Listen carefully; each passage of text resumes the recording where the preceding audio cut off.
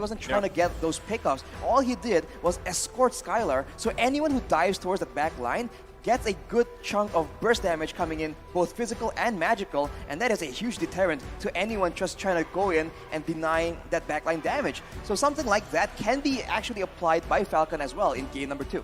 Oh, great points here from both of you, and you know, we're already here. Few bans out for both teams. There's the third one for the first phase from Falcon. They're going to take out the Joy. Great choice here. The Eve and the Carry, pretty much 3 picks that are better taken out, right? Especially if you have this play style. And now you don't have to worry about the Joy just kind of causing havoc in the backside. And RRQ, they take out the 1-1, they take out the Faramis. I feel like even Faramis is still kind of one of those picks that if you leave it open, you're forced to play against that Colt Altar, so better to take out the 1-1. I'm wondering if it's going to be another marksman choice here. It's not, it's the Kadita for their last ban. Kaja's open. Kaja is open right now, and that is something that both teams either always ban or always pick, and Falcon is going to lock that in immediately, and I think this could definitely be huge, but you could tell they were taking a while with that third ban, and I'm guessing that's the debate, right? It's like, if we really want to ban this Kadita, do we give them the Kaja? What do we get in response? Glue, still open, couple choices, still free for them, but yes, a lot on the line with that.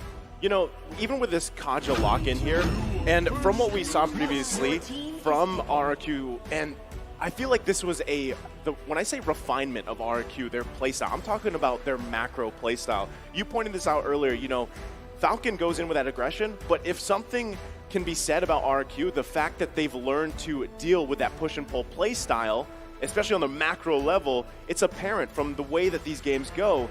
And taking a look at Ken here, this quote, I think I want to meet RRQ Hoshi because we are good friends. At MSC 2022, RRQ said they wanted to meet us in the grand finals, but it didn't happen.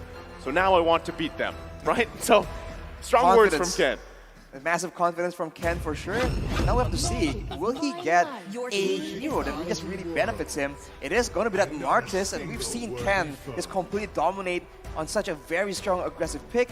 And now with the Kaja, there's a potential for Falcon to just do so much more early game because RRQ, once again, going for that Lunox very early on, can still be flexed out, but Falcon also has their hands on that Harith that is a lot more dynamic, a lot more AoE and burst damage compared to a Clint. Most definitely, and I think, I'm wondering with this Harith, yes, it could be a flex pick, but honestly, I just feel like it's going to the gold lane, right? I don't think we've seen Harith mid. Have we seen Harith mid at all yet, this M4?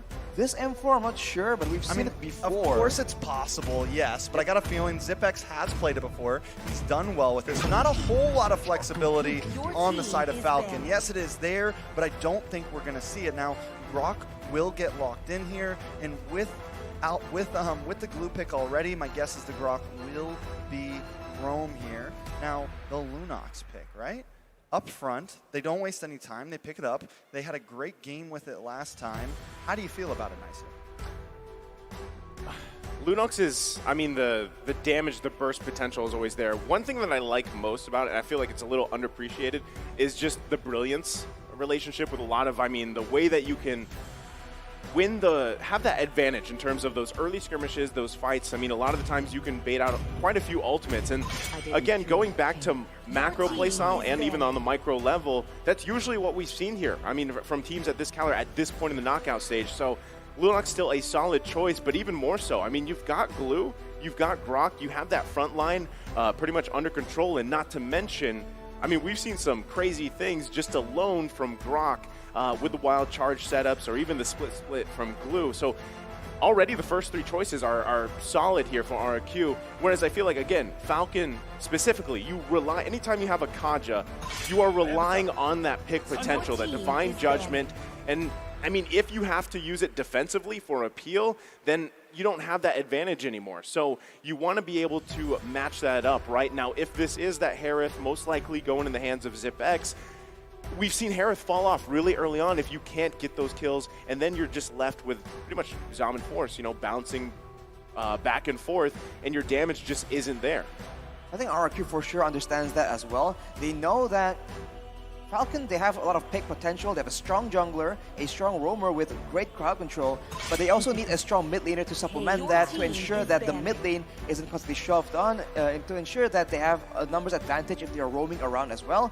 3 bans onto Justin, the main playmaker, and you have to wonder right now, in his shoes, what exactly can he go for? Because for the most part, right, the bulk of the quote-unquote meta heroes has been banned away. And Justin, we've seen that on more passive heroes, he really does not shine as brilliantly as he usually does on these playmaking heroes. Definitely interesting, and I'm thinking the same thing. What does Justin go for here? The Kadita, the Valentina, the Farza, the Yve, all picked off. So there's not that, I mean, I don't think there's any more like zone area heroes. Of course, the Harith could still get flexed over, but definitely limiting down there onto his hero pool.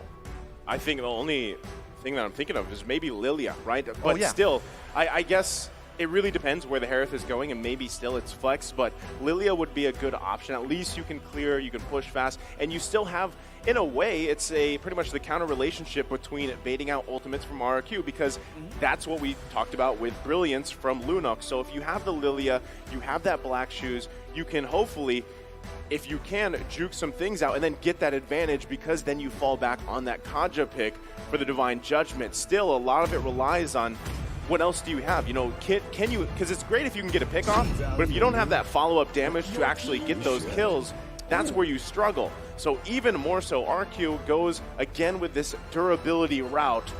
Not only do they have Glue and Grok, but now they have Frederick.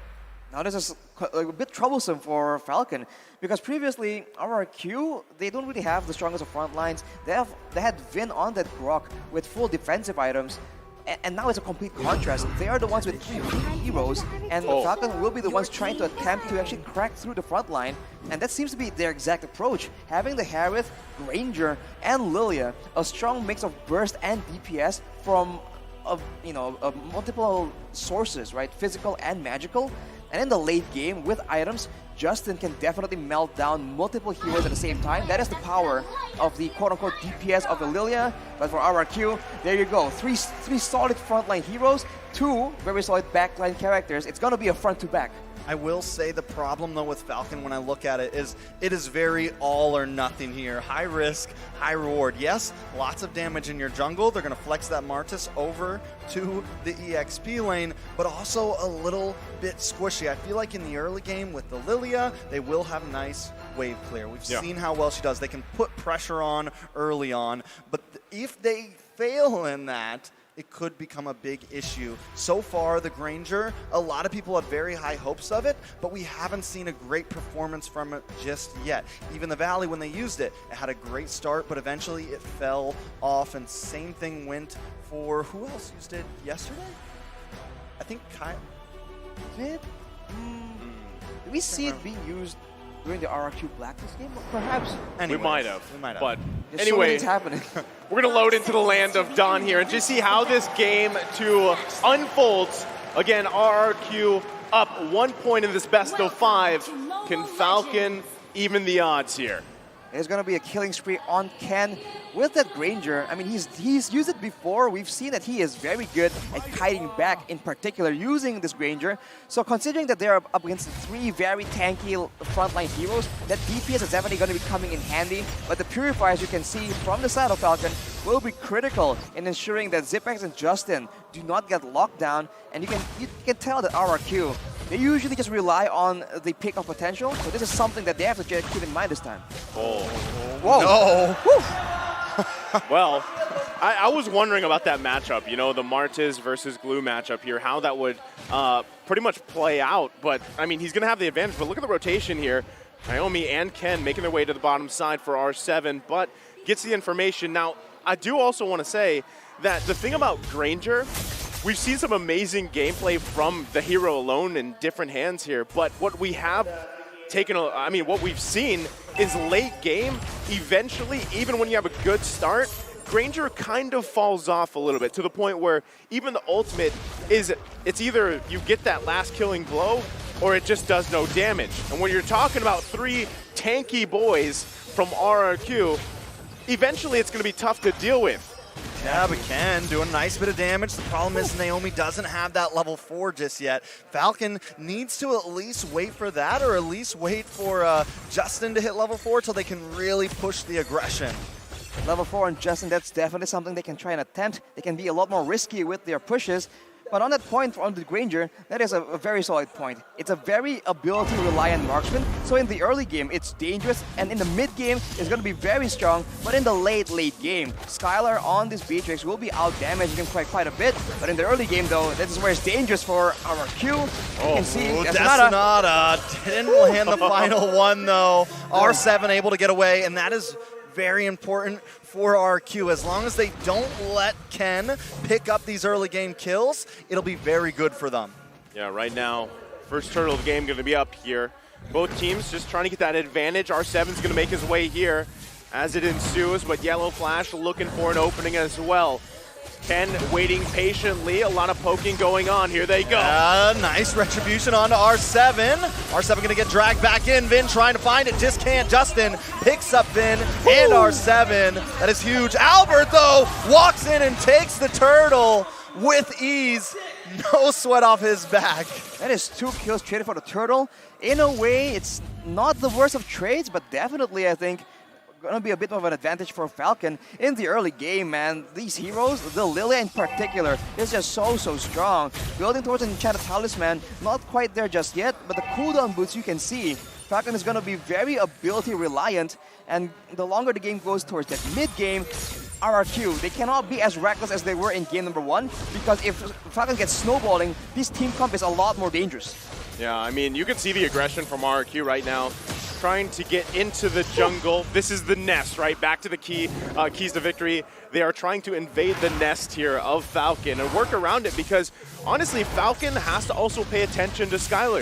If they can find picks up there, give that little bit of advantage to ZipX, that's best case scenario for Falcon, especially mid-game, because you want to allow this Harith to get online as fast as possible, has that mystery shop too, so you can really play around those power spikes, those timings, and anything here, Arashi, that sticks out to you in terms of emblems. Well, as usual, it's no real surprise because everyone wants to go for a bit more movement, but afterwards you can see an Avarice emblem being used by R7, so he knows that the lane is going to be scrappy. He will have opportunities to try and just whittle down the HP bars of Yellow Flash, so making full use of that. So there's going to be a faster power spike as far as items is concerned for R7.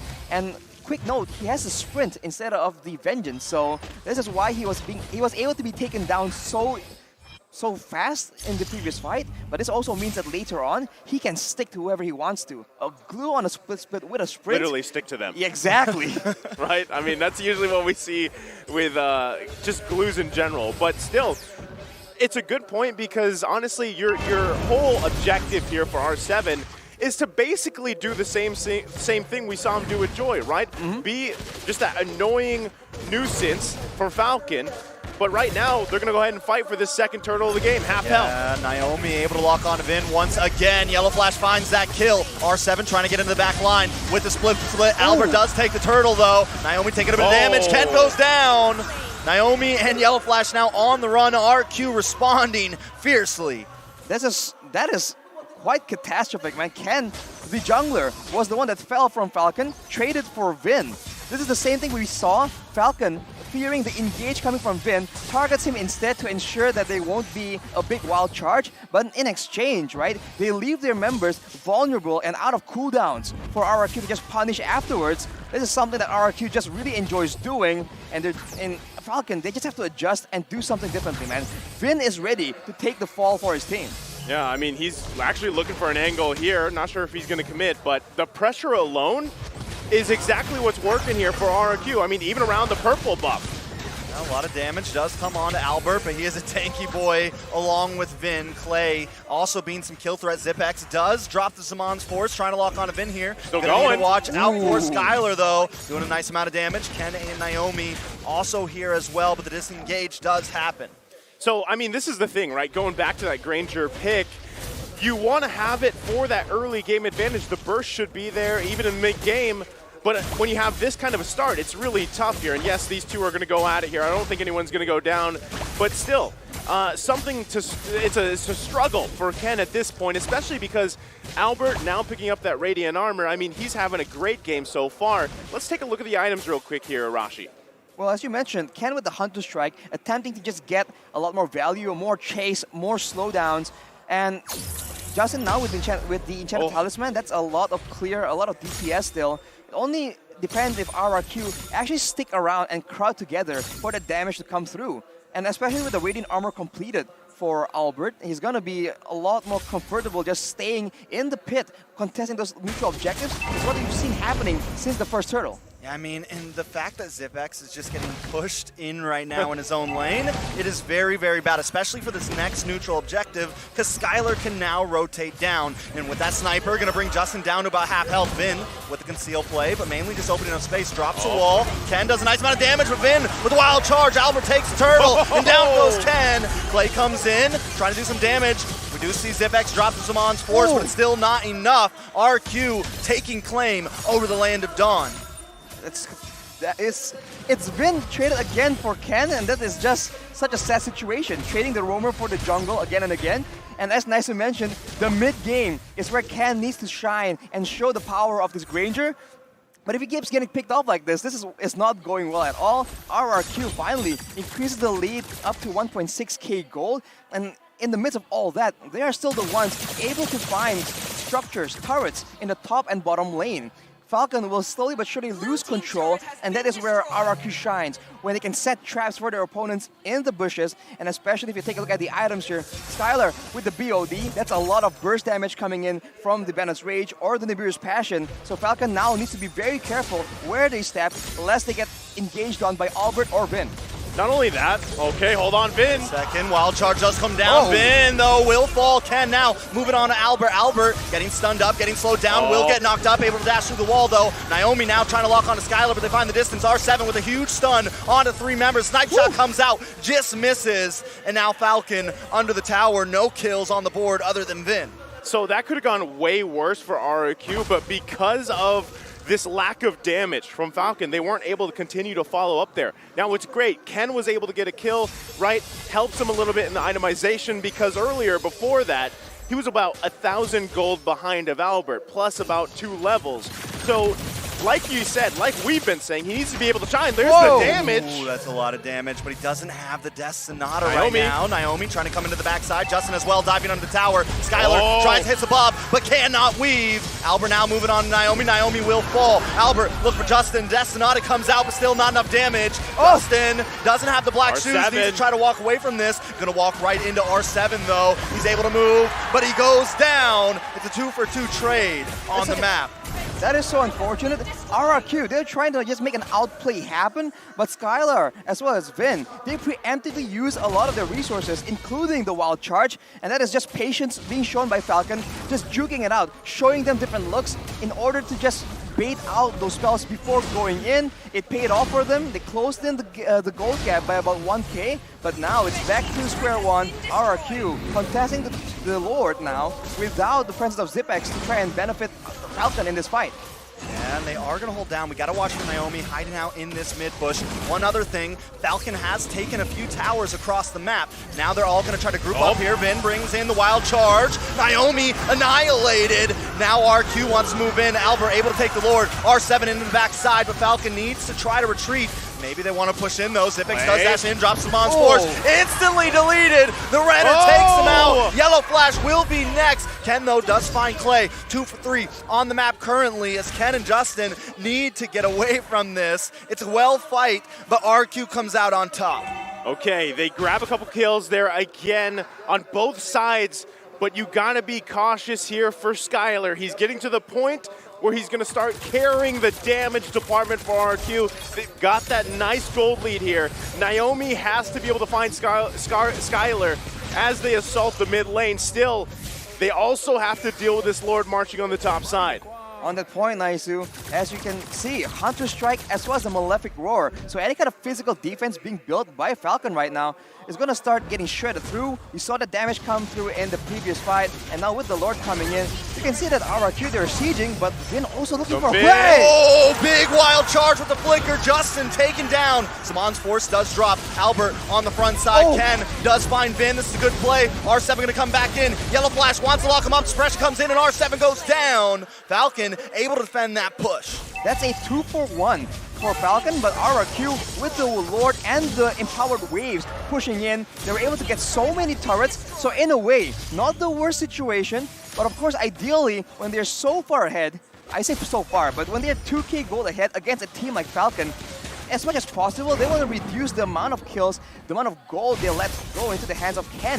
Because you saw in that fight, that Death Sonata, especially to the squishier targets on the side of RRQ, it still does quite a significant amount of damage. Yeah, it does quite a bit here. And right, this is your time, if you're Falcon, to step on the gas if you can, right? This starts with Naomi, find a pickoff, get that numbers advantage. You're still working against a gold lead here. Now you're able to get a couple more items like we take a look, on the proper people here for Falcon. But at the same time, you still have to worry about Vin, R7, Albert just taking the brunt of that damage. And even if you focus on Clay, you still have to get past that brilliance. You still have to get past everyone to get to Skylar. If they can get Skylar off the board here, they lose a big impact on damage for RRQ. Now still, it's going to be pretty much a stalemate until things transition in about 30 seconds for that next Lord here. But Falcon's going to have to get more space on the map. They've got only 2 turrets. So right now, RRQ with a huge advantage in terms of space. And with that space, look at ZipX. He's not doing very hot in terms of kills, but look at his items, man. One more item, well, at least 2 more items actually, to get a full inventory slot. He is not too far. Well, there's the behind Divine Skylar. Blade. Exactly, that's a lot of damage still. This is a quote-unquote late game Harith. He has the items available to be an actual threat to the tankier members because remember, he does have a good amount of true damage in his kit. And along with that, Lilia with a Ice Queen's wand and a glowing wand, that is a nightmare for these beefy fighters that have to close distance, that will take a lot more damage from the burn, the percentage HP damage coming in from the glowing wand. And it's a very well amount of damage distribution as well. You have a decent amount of magic damage, a decent amount of physical damage with Ken. So RQ has to decide how they want to build throughout this mid-phase. Vin is going to miss that wild charge. Actually, he does land on to Naomi, but Naomi able to get away. Albert holding down. ZipX goes down though. Albert finds it. Justin will fall on the backside. R7 going to keep on moving. Skylar picking up a double kill. A 3-for-0 trade and a Lord over to the side of RRQ. With 3 members down, this is a very tough situation to be in for the side of Falcon. RRQ are very good at this. They know you have your death timers still on cooldown. They will push and try and get as much as possible. And even once Falcon members respawn, they still have to contend with the Lord coming in. And with a Beatrix on the side of RRQ, they can just very slowly but surely siege down these turrets, and they have already begun to do so. Yeah, they're going to go ahead and lose that mid inhibitor turret here. Also the top one being whittled down. They've got to deal with the Lord as well. Falcon in full defense positions here as RRQ going to put their eyes on the bottom lane as well. Still a back and forth between both teams. Falcon looking at Naomi here. Can he find anything? Oh, Vin will get suppressed here. Yellow Flash comes in, gets a few knockouts, but Naomi's deleted along with ZipX. Ken with the Death Sonata able to find Albert, but they've locked onto the base. They need to do something quick, trying to defend with all they can. Push the minions back, get them away because RQ's trying to end this. RQ gonna readjust the situation. Skylar able to clear waves. They have another wave of minions coming from the top side. Do they want to re-engage here? Skylar still at full health. Ken, Yellow Flash, and Justin all alone. Yellow Flash gonna try to move in. RQ with the dash and the darkness. Ken will go down. Now the base is gonna get focused in. Skylar shredding through, but no minions there. Vin finds a wild charge. Naomi does get knocked up, but Yellow Flash is here as well. Skylar forced to finally retreat, but another wave. Sniper shot comes in, just misses, and Falcon lives to see another day. RRQ, they just stayed a bit too long. They want to try and end the game right there and then, but unfortunately, the waves have been cleared by Falcon. They knew what they have to do, and soon we'll take a look at a replay. That was a very chaotic chain of events. They all began with RRQ going for a good fight. They got the pickoff, they get the members low, and that was an insane snipe. And off the bat, Falcon's already on the back foot, but afterwards, right, despite how dangerous it looks, RRQ understand that the members of Falcon have a lot of burst damage, so Skylar was unable to actually move forward and end that game, and now they are back to just waiting for the next Lord, because of course for both these teams, that comeback is still a very serious possibility. Well, I mean, even looking at the items, right, you just need a little bit more time for Falcon to at least have the full items they need, right, at least across the board here. Now still, there was a great defense coming out from Falcon in the base. I mean, even Ken able to grab a couple kills. At this point, again, like, Granger's damage is kind of, is it there? You know, unless you hit the right targets, but still, you can see this from RRQ. They're pressing every situation they can. And a lot of it is, again, Skylar and Clay able to just freely be in the backside. And even Clay making those decisive decisions to flicker in, get those Chaos Bolts off. It shows just how strong RRQ is right now. Now that this Lord is for the taking, Falcon has to contest this if they want to stay in this game. Yeah, they have no inhibitors right now, so they definitely have to contest, but R7 comes in with a big stun. Finn gonna get that wild charge off. Falcon now on the run. Zipx drops him on force, but a little misplaced there. R7 just being the distraction that RRQ needs. He's gonna jump on top. Oh my goodness. Ken, very low. Ken goes down. Finn with the immortality, but Falcon now on the ropes. All of them low health, and a Lord coming soon. Just like the Joy, R7 does it on the glue in the same fashion, and it works so good. RRQ, you understand that the main damage threat is going to be Ken on the Granger. They sent R7 after him, and during that split when he was mounted onto Ken, he preemptively placed the Slam to ensure that he can pull Ken back, and now RRQ are going for the kill. Yeah, the Lord's gonna come in. They're gonna try to defend Yellow Flash, getting a couple decent knockups there. Black Shoes does pop for Justin. R7 trying to defend. Lord is locked on. Base getting chunked, trying to defend, but this will be it. RQ takes game number 2. Wow. Match point. RRQ here. What a performance. Still a pendulum between these two teams, but this time RRQ again just coming out stronger. I think their composition is just so much stronger in the late game. It's a bit of the same situation. There are moments where Falcon were able to get an advantage, but afterwards, RRQ just find that single moment, they get 3 kills onto Skylar, and just like that, that Beatrix damage in the mid-game, that was insane, man.